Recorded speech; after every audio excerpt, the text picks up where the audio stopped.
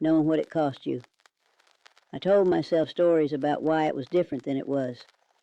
I told myself I was unhappy, and that I couldn't help myself, and that the heart cannot be governed.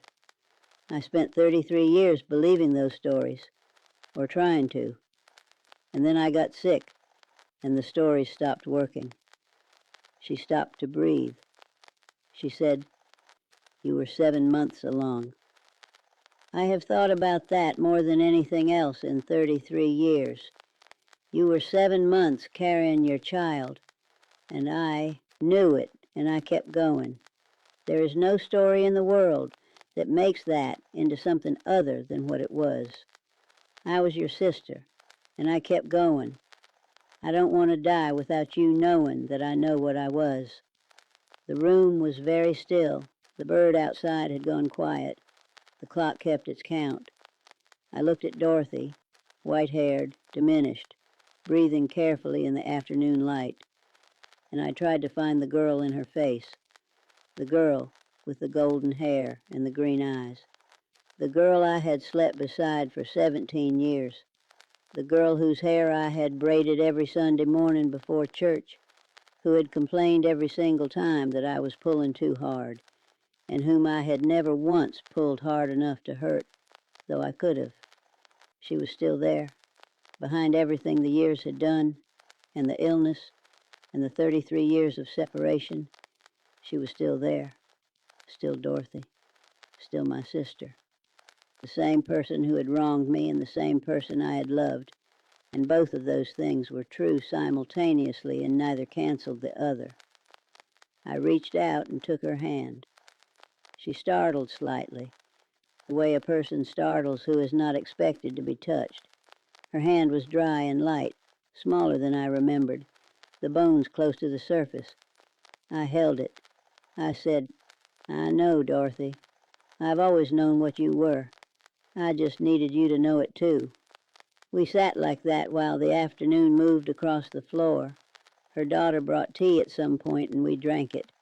We talked about our children and our grandchildren and our mother and father and the farm in Rowan County and the cold upstairs room where we had slept.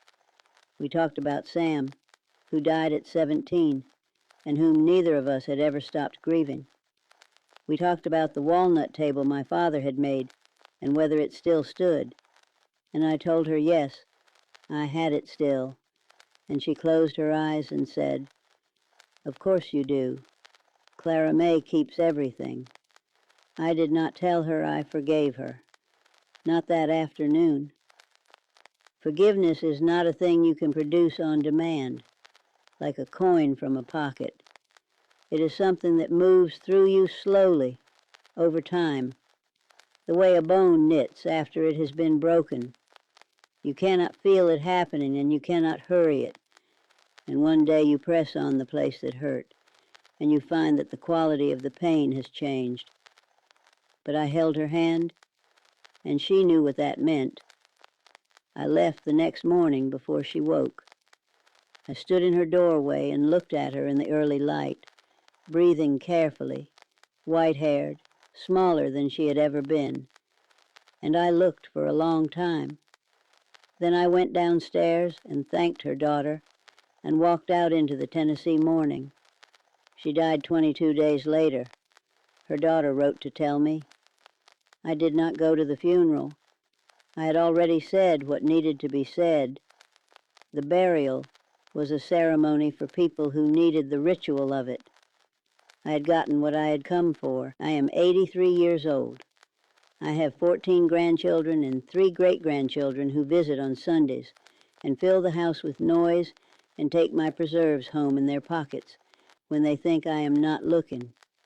I have made preserves every August for 60 years. I have delivered 43 babies and sat with the dying and buried the people I loved and gotten up every morning and lit the stove and started the day. That is a life. That is the whole shape of it. People ask whether I forgave Dorothy. I have given different answers at different times, because it was a different thing at different points in my life, and I will not pretend to a consistency I do not have. In the years immediately following, No. The wound was too fresh and the infection had to drain before healing could begin. In the middle years, after Thomas died and the children were grown, Dorothy had become a figure in my past rather than a presence in my life, and I was no longer actively not forgiving her, which is not the same as forgiving her, but is a kind of resting place, the place where the exhaustion of carrying anger finally exceeds the need to carry it.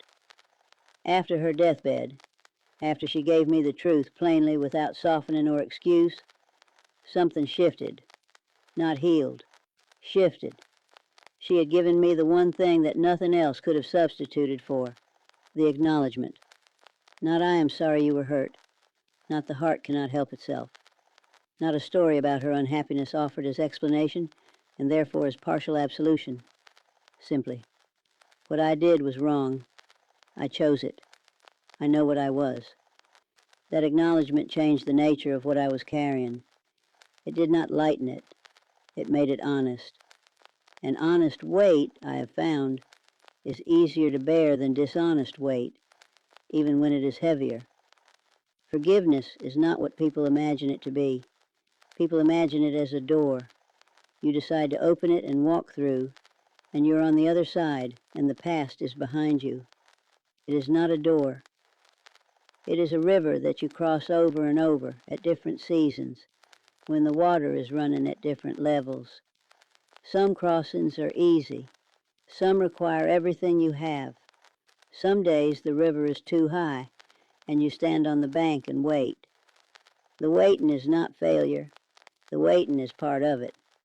The thing that was taken from me, the thing I want to be precise about, because I have spent 60 years being precise about it, was not my marriage exactly. The marriage survived, imperfectly, for another 22 years. It was not my trust in Thomas exactly, because trust can be reconstructed, slowly, into something functional, if not identical to what existed before. What was taken was a quality of safety, the feeling that the innermost circle of your life, your husband, your sister, the people closest to the center, is unconditionally on your side. I never had that feeling again after November of 1871, not without a small watchfulness underneath it, not without the slight, permanent holding back of the piece of yourself that knows, now, what people are capable of. I do not say this to make you afraid of the people you love. I say it because the truth about betrayal is rarely said plainly,